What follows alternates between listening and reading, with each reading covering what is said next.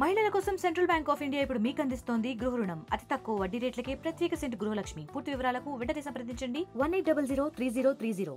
గత 2 రోజులుగా మరి ఒక సుదీర్ఘమైనటువంటి సమావేశాన్ని ఆదివాసీ పెద్దలతోటి ఆదివాసీ సంఘాలతోటి ఊట్నూరు మరి పిఎంఆర్సీ కేంద్రంగా మనం ఏర్పాటు చేసుకోవడం జరిగింది.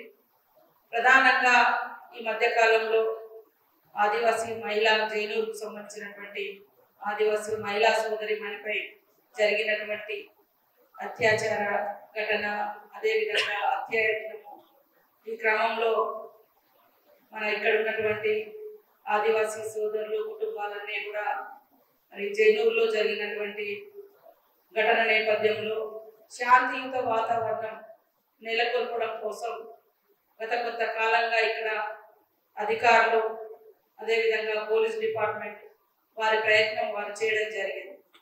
అయితే ఈ ఘటనల వెనుక, ఈ యొక్క జైనూరు ఘటన వెనుక చాలా సంవత్సరాలుగా ఆదివాసులలో ఉన్నటువంటి ఒక ఆవేదన, మరి అక్కడ జరుగుతున్నటువంటి ఇబ్బందికరమైనటువంటి పరిస్థితులు కూడా మా దృష్టికి తీసుకురావడం జరిగింది.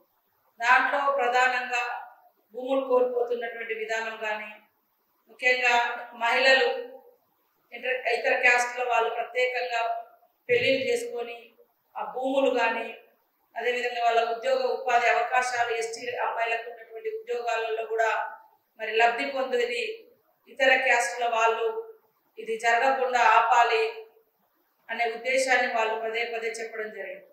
అదే కాకుండా 10-15 సంవత్సరాలుగా లాస్ట్లో ఈ ఏజెన్సీ ప్రాంతాల్లో డిఎస్సి 2008లో డిఎస్సి వచ్చింది. 2013-12 వరకే ఉద్యోగాలు ఈ ప్రాంతాల్లో లోకల్ వాళ్ళకు వచ్చినాయి. తర్వాత 10 సంవత్సరాలుగా ఉద్యోగ ఉపాధి అవకాశాలు లేక కూడా నిరుద్యోగం పెరిగినటువంటి దాంట్లో మరి అనేక మంది యువకులు చాలా తీవ్రమైనటువంటి నిరాశ, మరి ఆవేదన, ఆవేశం కూడా తోడవుతా ఉంది. కాబట్టి ఇప్పుడు మేము ఇక్కడ తీసుకున్నటువంటి అనేక సమాచారాలు, అటవీ ప్రాంతాలలో రోడ్లుగా వేయాలన్నా ఫారెస్ట్ ప్రాబ్లమ్స్, ఒక కరెంట్ లైన్ ఇవ్వాలన్న ప్రాబ్లము, పిఎం జన్మన్ కింద వచ్చినటువంటి స్కీమ్స్ కూడా ఇంప్లిమెంటేషన్ చేయాలంటే అధికారులు కూడా ఇక్కడ స్థానిక అధికారులు ఇబ్బంది పడుతున్న ఫారెస్ట్ సమస్యలు. ఈ ఫారెస్ట్ ప్రధానంగా ఇప్పుడు గవాల్ టార్గెట్ టైగర్ జోన్ కానీ, వైల్డ్ లైఫ్ ఏరియా కానీ ఈ ప్రాంతాలలో ఉండడంతో మరి లోకల్ గా మన గవర్నమెంట్ స్థాయిలో పర్మిషన్స్ లేనటువంటి పరిస్థితి, సెంట్రల్ నుంచి తీసుకోవాల్సినటువంటి పరిస్థితి ఉంది. కాబట్టి అట్లా కూడా కనీస రోడ్డు రవాణా సౌకర్యాలు కూడా గత కొంతకాలంగా వాళ్ళ అన్ని పెండింగ్ ఉండి ఇవి కూడా మనం చేసుకోలేకపోతున్నాం అనేటువంటి భావన కూడా ఉంది. ఐటీడీఏలే పెద్ద దిక్కు ఈ ప్రాంతాల అభివృద్ధికి. అలాంటి ఐటీడీఏలు గత కొంతకాలంగా నిర్వీర్యం చేయబడి నిధులు లేమితో, నిధులు రాక ఏ పని కూడా కానటువంటి పరిస్థితి. ఇవన్నింటినీ దృష్టిలో పెట్టుకున్నప్పుడు ఇవన్నీ సంఘటనలు, ఈ చరిత్ర అంతా దాదాపుగా చూసి ఇంకా ఏంటిది మనము అని ఈ రకమైనటువంటి ఆవేదనతో జైనూరులో పెద్ద ఎత్తున షాపుల కార్యక్రమం అంటే ధ్వంసం కానీ, దాంట్లో ఆదివాసులనే కాదు ఇతరులు కూడా దాంట్లో పాల్గొన్నటువంటి సంఘటనలు కూడా కొన్ని మా దృష్టికి వచ్చినాయి.